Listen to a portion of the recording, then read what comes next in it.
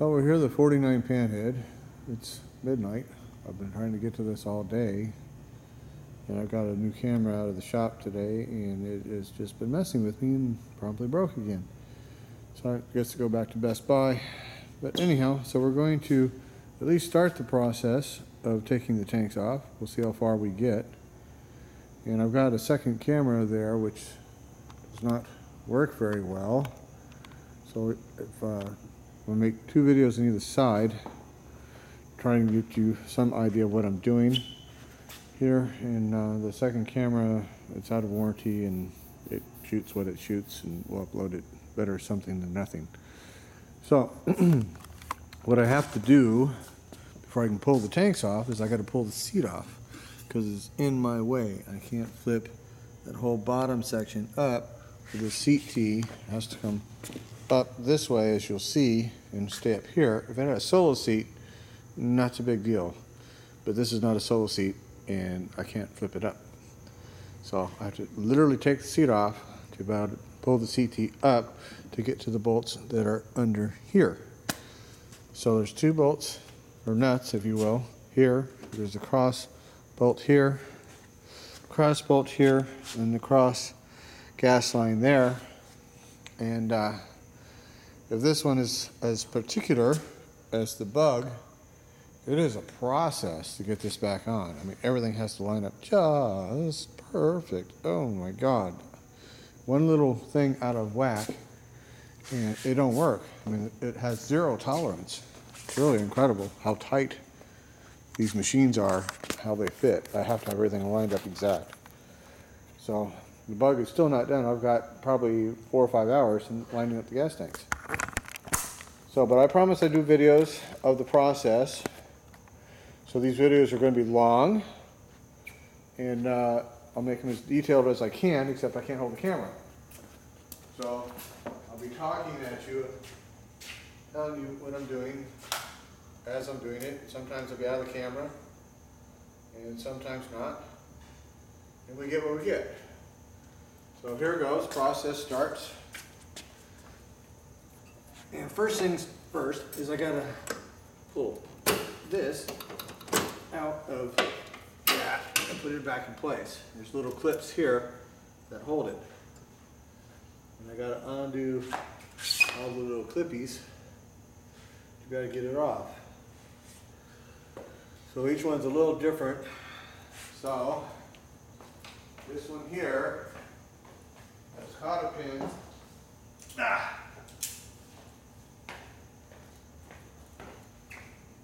And so I want to get a rug under this thing here before I do anything. Well, I tend to drop nuts and bolts, and without a rug, the nuts and bolts kind of go wherever they want and get lost. Let me get a rug. And part of this is explaining the whole process.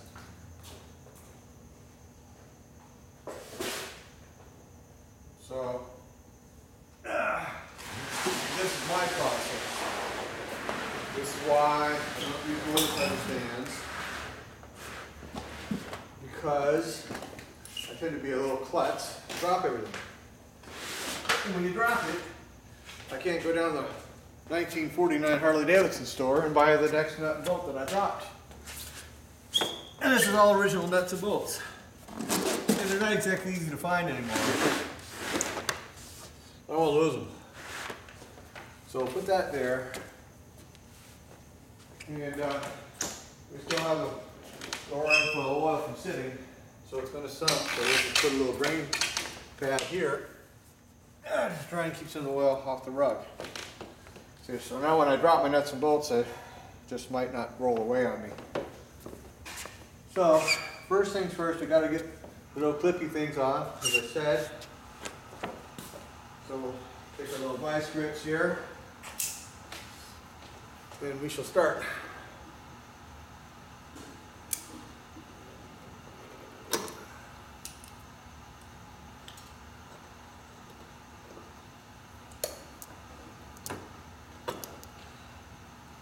One cotter pin down.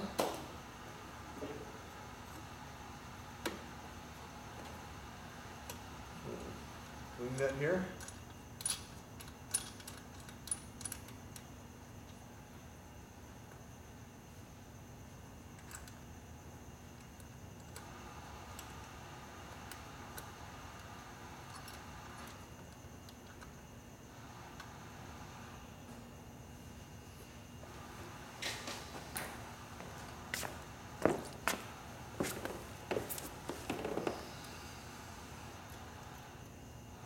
cotter pin. Since it'll be more of a pain in the butt. Get that lined up. Sometimes they're easy, sometimes they're not.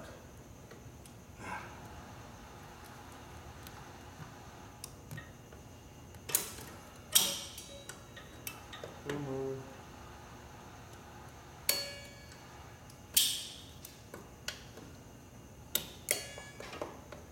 There we go. Cotter pin. Another wing nut.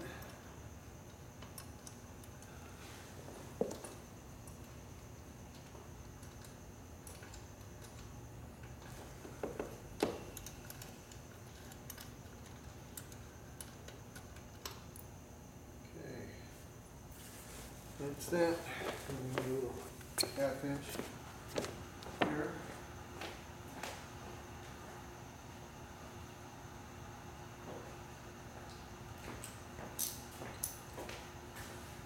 Okay.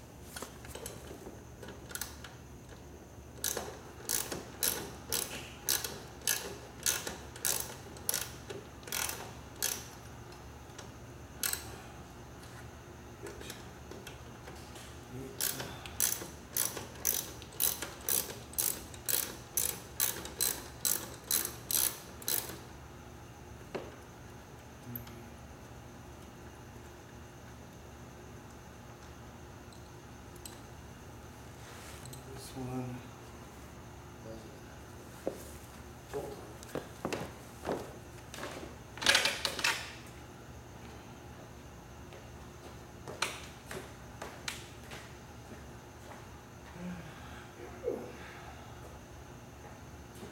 All right. Yep. I've seen both, which I'll show you in a minute. What I've got is a bolt head on this side. I got to put a wrench on it, get it off. I've seen the square nut heads and the bolt heads on these bikes. So this one is a bolt. So you'll never know who replaced what, when, or where. Did it come from the factory that way, or did somebody lose it? I've seen both on these seats. When you're building something, you're grabbing stuff out of a box. You grab what you got, you stick it on, and you send it down the road. That's the manufacturing process.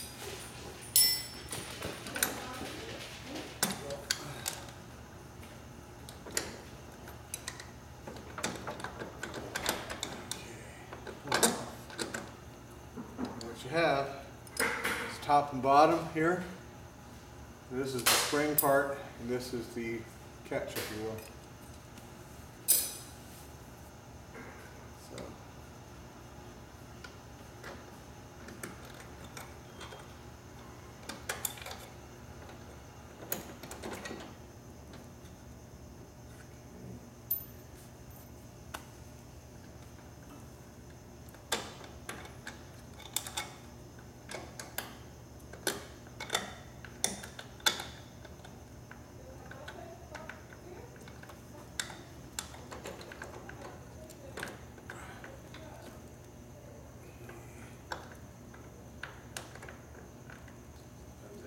So easy.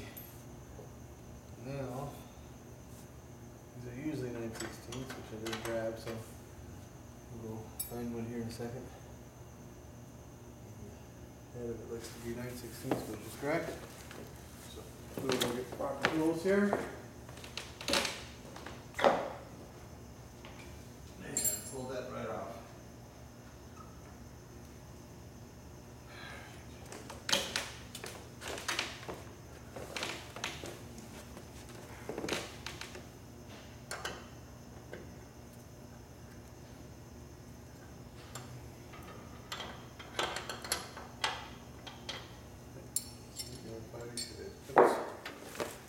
try to get the proper tool.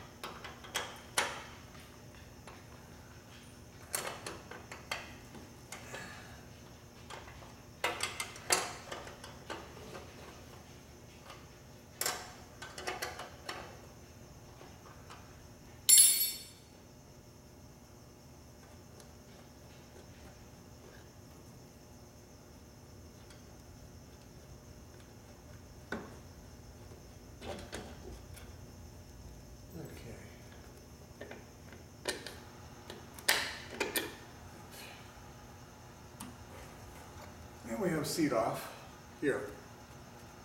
Yeah. Generally, pull this out. There we go. That's that. There. That's this here. Then we have our beautiful original seat off. We can see the bottom of it here. And we still have some of the original date code here on the bottom. So this stays here. See, it doesn't come out. You pull these off. And these here, as you can see, when you put the bolt back on, they can stay right there. The little nut. That's fine. What you do is put this on the bench in a way it won't get hurt. So, excuse me, I'll be out of camera.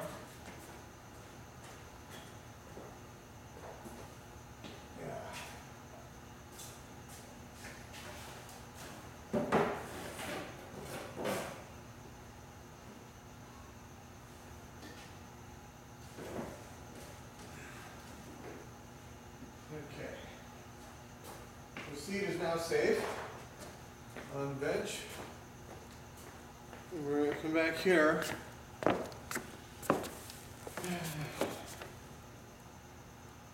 just put a couple nuts onto this here. Like yay.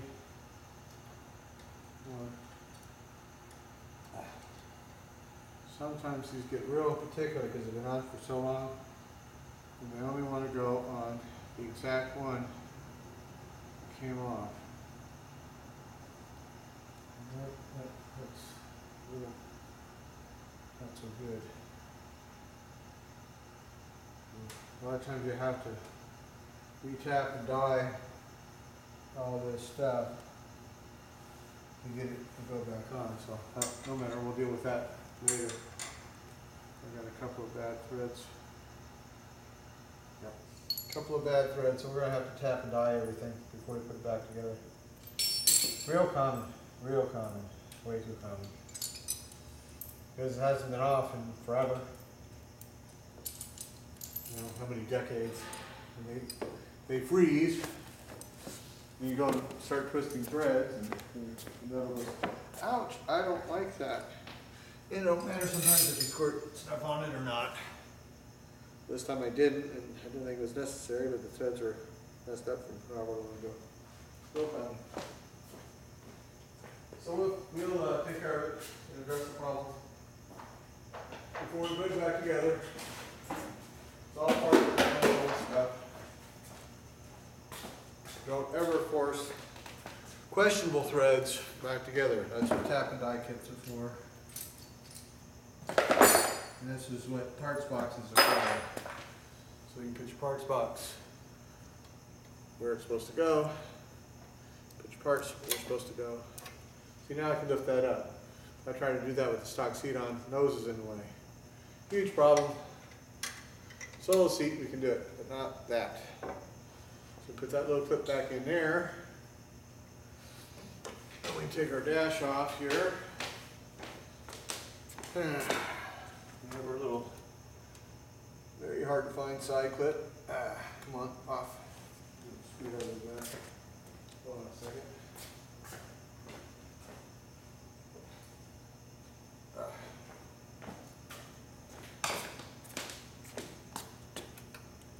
to be very gently pried off. Come on. Sometimes I don't like coming off. Because they've been on for so long, like everything else. It's a snap bit. There's nothing you can do but unsnap it. And re-snap it as best as possible. Because everybody else is taking them off over many zillions of times, and sometimes not always so correctly.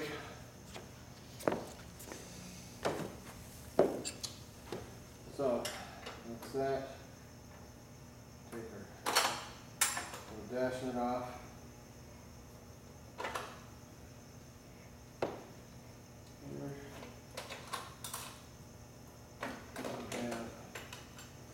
And dash cover.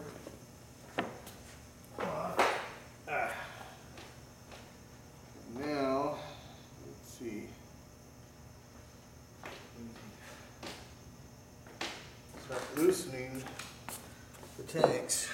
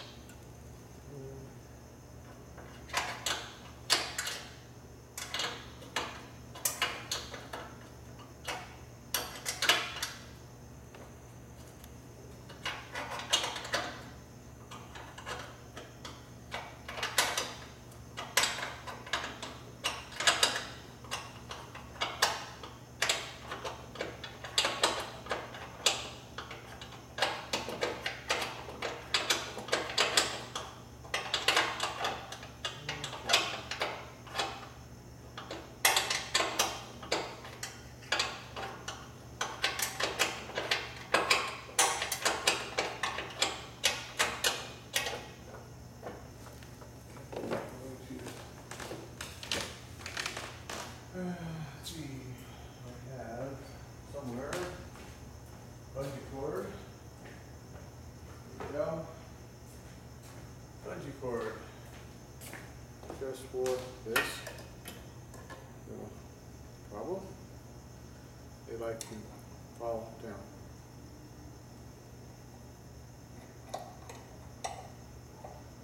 Yeah, it keeps it from falling down on me.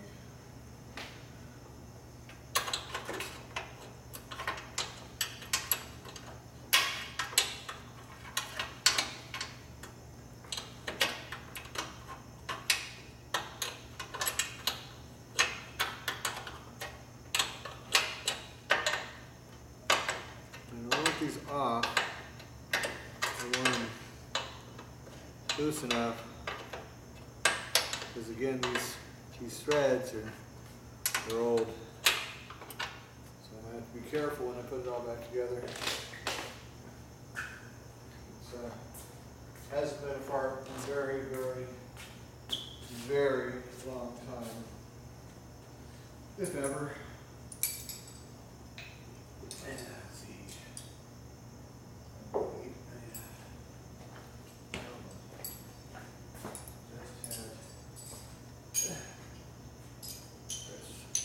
Here. Alright. So we got to pull the bottom nut first. This has to come off. Okay. Eventually, we might have to let that soak. So,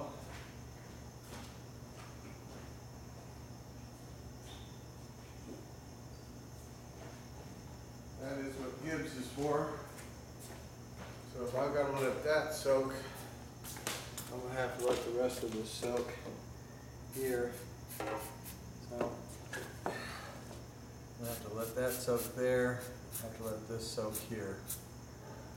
So, we'll throw a little bit on here, just since we're doing anyways, even though those already loosened up. When it comes off the end, they've got to be really loose. You have a harder time controlling the tank. So we're going to let this soak. We're going to call this section of the video good. And we'll squirt this again tomorrow morning, and we're going to get back to this bike tomorrow night after that soaks a little bit. Because I've got to be able to pull this gas line out here, which is now our problem, and drop it. I can't pull the tank off always with it loose.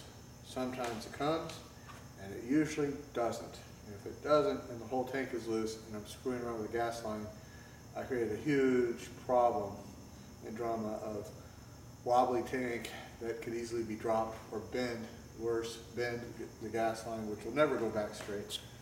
So you have to be patient, as I've stressed many times in many videos, and don't get in a rush or you destroy your motorcycle.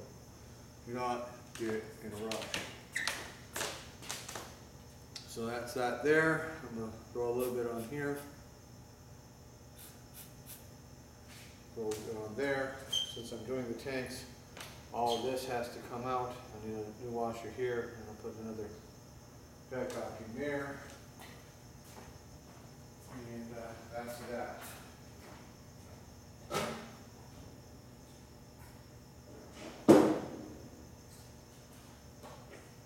So, as promised, at least we have it in process, although a little bit later in the day than I'd hoped for. But I did promise them that we'd do the tanks and get it running, and we've got to drop the bowl. So while this is being flushed, here after that, I'm not going to wait till the last minute. I'm going to drop the bowl and see what kind of shape our carb is in or not. So it's running good. Was running good. I stress that. And our battery is still charged. You can see the lights here. So we've been keeping it up on the battery changer, and the battery seems to be fine. So I'll see you guys in the next video. Bye bye now.